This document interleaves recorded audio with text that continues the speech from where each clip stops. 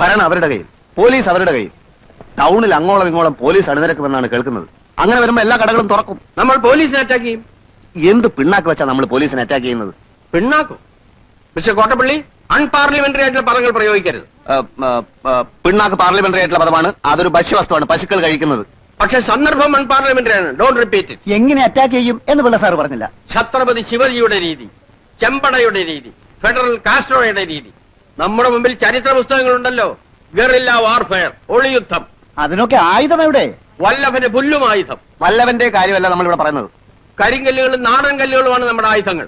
അത് വെച്ച് നമ്മൾ പോലീസിന്റെ നേർക്ക് മിസൈലുകൾ അയക്കും. അതിന് ടൗണിൽ എവിടെയാ ഒളിത്താവളങ്ങള്? അഴുക്ക് വെള്ളം ഒഴുകുന്ന ഓടകൾ, പിന്നെ ആ അരയാൽ മരം. രാത്രി 12 മണിയോടുകൂടി നമ്മുടെ യോദ്ധാക്കൾ ഈ പറയുന്ന സ്ഥലങ്ങളിൽ സ്ഥാനം പിടിക്കണം. നനച്ചിരിക്കാത്ത നേരത്തായിരിക്കും അറ്റാക്ക്. സംഘർഷവും അരക്ഷിതാവസ്ഥയും സംജാതമായാൽ പിന്നെ ഒറ്റ കടകളും തുറക്കുകയില്ല. പോലീസ് പിടിച്ചാ പിടികൊടുക്കണം. കൈ നനയാതെ ഇവിടെ വിപ്ലവം വിജയിപ്പിക്കാൻ സാധ്യമല്ല. വരൂ, നമുക്ക് പോയി ഒളിത്താവളങ്ങൾ കണ്ടുപിടിക്കാം. എനിക്കിത് നടക്കുമെന്നുള്ള Kottappally, first obey then question. Come on. അയ്യോ, എന്താ?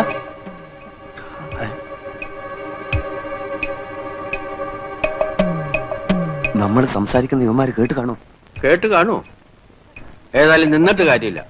മുമ്പോട്ട് വെച്ചാൽ മുമ്പോട്ട് തന്നെ. വരൂ. ഈ തെണ്ടികൾ ഇവിടെ ഉണ്ടായിരുന്നു. ഇവരെപ്പോ വീട്ടിനകത്ത് കയറി പറ്റി? അപ്പൊ തനിക്കൊന്ന് കയറി പരിശോധിച്ചുകൂടായിരുന്നു? ആ, എനിക്കറിയൂ. പക്ഷെ നമ്മൾ സംസാരിച്ച് വളരെ പതുക്കിയാ, കേട്ടാൻ വഴിയില്ല. മിസ്റ്റർ പ്രഭാകരൻ, നിങ്ങളുടെ അച്ഛനെവിടെ? അനുജനോട് ചോദിച്ചപ്പോ അറിയില്ല എന്ന് പറഞ്ഞു. എനിക്ക് ചില പ്രധാന കാര്യങ്ങൾ സംസാരിക്കാനുണ്ട്. അച്ഛനെ ഞാൻ പോക്കറ്റിലിട്ട് കൊണ്ടു കിടക്കാറില്ല.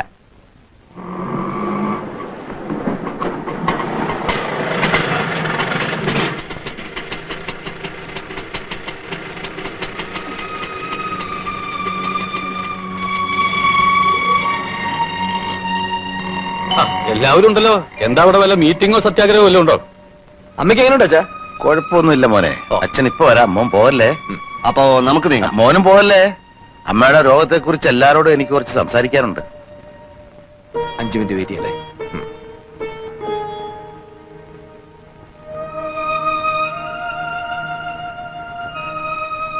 മിസ്റ്റർ രാഘവൻ നായർ, ഞങ്ങൾക്ക് ചില കാര്യങ്ങൾ പറയാനുണ്ട്. ഞങ്ങളുടെ വക്കീൽ നിങ്ങളോട് സംസാരിക്കും.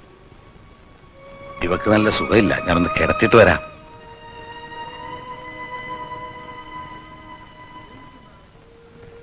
കിടന്നോ? എനിക്ക് ക്ഷീണമൊന്നും തോന്നുന്നില്ലെന്നേ. എന്നാലും ദേഹം അധികം ഇളക്കണ്ട.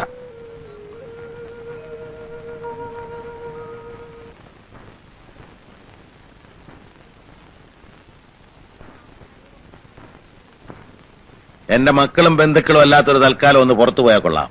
ഞങ്ങൾക്ക് അല്പം കുടുംബകാര്യങ്ങൾ സംസാരിക്കാനുണ്ട്. KRP നമുക്ക് ഒരുപാട് പണികളുള്ളതാ. KRP CRP ഒക്കെ ഗേറ്റിന് പുറത്ത് ഇറങ്ങി പോണം മിസ്റ്റർ.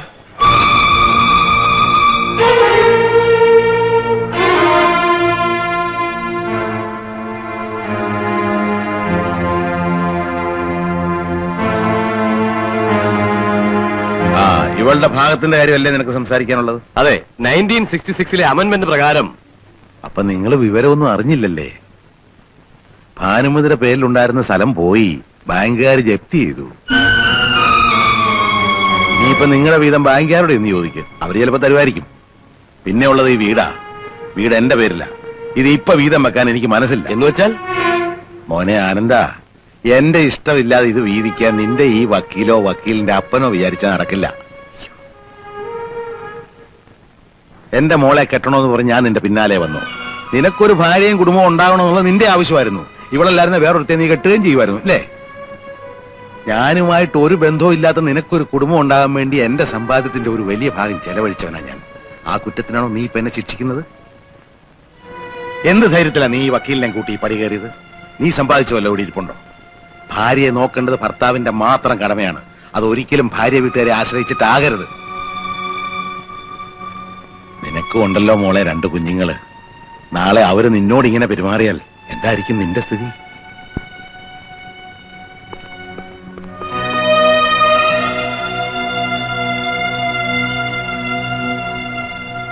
ആ അകത്ത് കിടക്കുന്ന നിങ്ങളുടെ അമ്മയാണ്. നിങ്ങളെ പ്രസവിച്ച് വളർത്തി വലുതാക്കി ഇവിടെ വരെ എത്തിച്ച അമ്മ. ആ അമ്മ ആശുപത്രിയിലാണെന്ന് അറിഞ്ഞിട്ട് ഒന്ന് വന്ന് നോക്കാൻ നിങ്ങൾക്ക് സമയമുണ്ടായോ? അച്ഛനമ്മമാര് മക്കളെ എത്രമാത്രം സ്നേഹിക്കുന്നെന്ന് നിങ്ങൾക്ക് ഇപ്പൊ മനസ്സിലാവില്ല. അത് മനസ്സിലാക്കണമെങ്കിൽ നിങ്ങൾക്ക് മക്കളുണ്ടാവണം.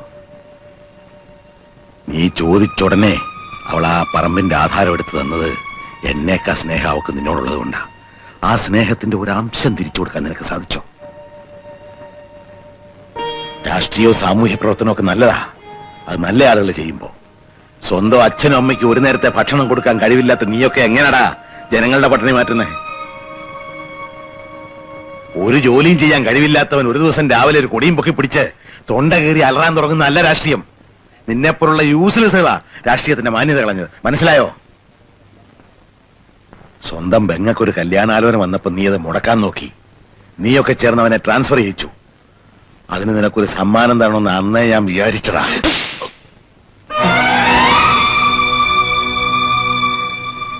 ഏതൊരു ബിസിനസ്സിലും മുതൽ മുടക്കുന്ന ലാഭം കിട്ടണം, അല്ല ബിസിനസ് പൊളിയും. എന്റെ ബിസിനസ് പൊളിഞ്ഞിരിക്കുകയാണ്. നീയൊക്കെ ജനിച്ച അന്ന് മുതൽ ഈ ദിവസം വരെ എന്റെ ചോരയും നീരുമായിരുന്നു എന്റെ ഇൻവെസ്റ്റ്മെന്റ്. അത് വറ്റിക്കഴിഞ്ഞിരിക്കുന്നു. അതുകൊണ്ട് ഇത് ഇവിടെ അവസാനിപ്പിക്കാം. ഇറങ്ങും പുറത്ത്. ഇനി എനിക്ക് മക്കളുമില്ല മരുമക്കളുമില്ല, എല്ലാം ഇപ്പൊ ഇറങ്ങണം.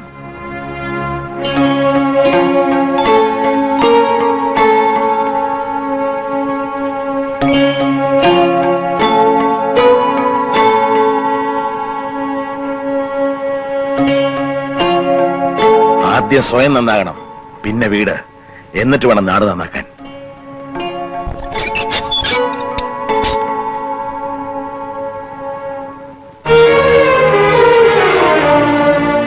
ഭാനു, ഇനി ഈ വീടാകെ ഒന്ന് അടിച്ചു വൃത്തിയാക്കി ചാണകവെള്ളം തളിക്കണം.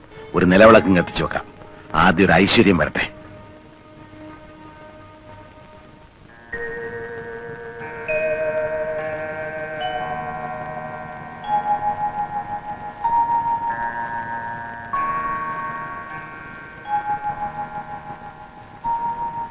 ചോറ് വിളമ്പി വെച്ചിട്ടുണ്ട്.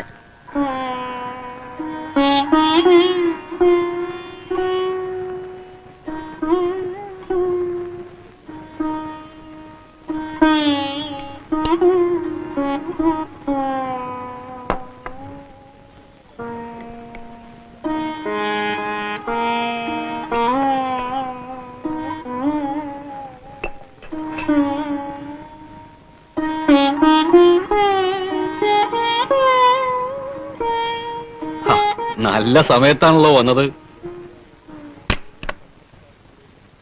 എന്താ രണ്ടാൾക്കൊരു മൗനം? രാഘവേട്ടാ, എന്നോട് ദേഷ്യം തോന്നില്ലെങ്കിൽ ഞാൻ ഒരു കാര്യം പറയാം. സംഭവമൊക്കെ എനിക്ക് ഇഷ്ടപിടിച്ചു. പക്ഷേ പിന്നീട് ആലോചിച്ചപ്പോഴാണ് എനിക്ക് ചെറിയൊരു അഭിപ്രായ വ്യത്യാസം തോന്നിയത്. രാഘവേട്ടനോടുള്ള സ്വാതന്ത്ര്യം കൊണ്ട് പറയാ. അതായത് ഗുണദോഷിക്കുകയും തല്ലും ഒക്കെ ചെയ്തു, അതൊക്കെ നല്ലതാ. ഇറക്കി വിട്ടതിലുള്ള പോരായ്മ എന്താണെന്നറിയോ? മക്കളെ നന്നാക്കിയെടുക്കാൻ രാഘവേട്ടന് പറ്റില്ല എന്നൊരു അഭിപ്രായം വരും. അവരെന്റെ മക്കളല്ലെന്ന് ഞാൻ തീരുമാനിച്ചാലോ? അവിടെയാണ് കുഴപ്പം. അങ്ങനെ തീരുമാനിച്ചാൽ വേർപ്പെടുന്നതാണോ രാഘവേട്ട അച്ഛനും മക്കളും നമ്മളുടെ ബന്ധം? അവരെ പ്രസവിച്ച ഭാനുവെടുത്തിയെ സഹിക്കൂ. എന്തിന് കുറച്ചു കഴിഞ്ഞാൽ രാഘവേട്ടൻ തന്നെ സഹിക്കൂ. അടിച്ച് പുറത്താക്കാൻ എളുപ്പാ. അവരെ വിളിച്ചു വരുത്തി താമസിപ്പിച്ച് നന്നാക്കിയെടുക്കാൻ ഇത്തിരി മിടുക്ക് വേണം. എനിക്ക് ആ മിടുക്കില്ല. ഉണ്ടാവണം. അച്ഛനെ മക്കൾക്ക് ഇപ്പൊ പിടികിട്ടി. ഇനി 4 നല്ല വാക്ക് പറഞ്ഞാൽ അവർ നന്നാവുകയും ചെയ്യും. ഇല്ലച്ചു, ഞാൻ ഉറപ്പ് തരാന്നേ. നന്നാവണമെന്ന് അവർക്കൂടെ തോന്നണ്ടേ? അവർക്ക് തോന്നി കഴിഞ്ഞു. എന്നാലോ രണ്ടാളും പഠിക്കൽ നിൽക്കുന്നുണ്ട്. അവര് പേടിച്ചിട്ട് ഇങ്ങോട്ട് വരാത്തതാ.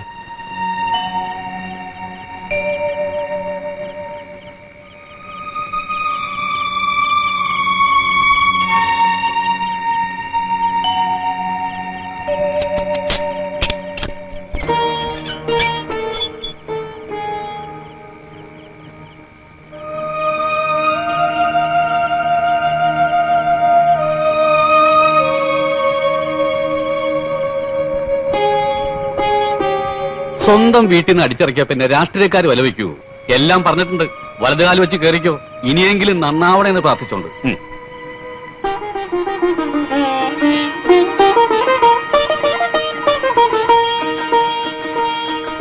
ചെല്ലെന്നേ.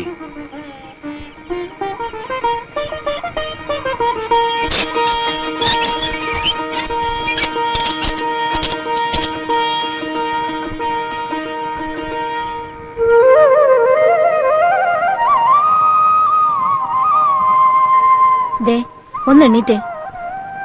എണ്ണീക്കുന്നേ.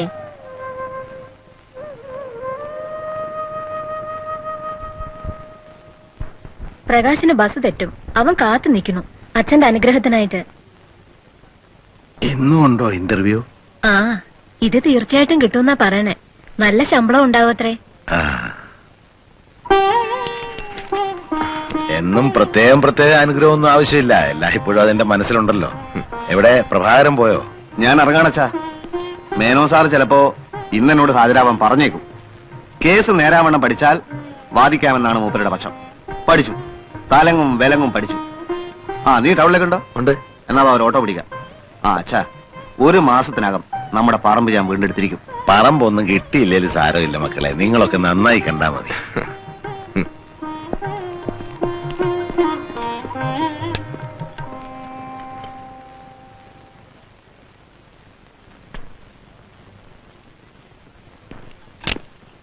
എന്താടാ ഒരു കാരണമല്ല എന്നെ ക്ലാസ്സിൽ നിന്ന് പുറത്താക്കി. ഞങ്ങൾ കുറച്ചു പേര് ചേർന്ന് ഒരു വിദ്യാർത്ഥി സംഘടന ഉണ്ടാക്കിയിട്ടുണ്ട്. അപ്പൊ ഒരു കൊടി വേണമല്ലോ. ഇന്ന് മുതൽ ഞങ്ങൾ സമരം തുടങ്ങാൻ പോവാ. നിന്നെ പുറത്താക്കിയിങ്ങനെ തക്കതായ കാരണം കാണും. അതെ, അതിനുള്ള പ്രതിവിധി കൊടിപിടുത്തല്ല. അതുകൊണ്ടാ എന്തിന്? അതിന് തരാനാ പറഞ്ഞത്. കൊടുക്കണം അങ്ങോട്ട് കൊടി. അവന്റെ ഒരു കൊടിപിടുത്തവും സമരവും.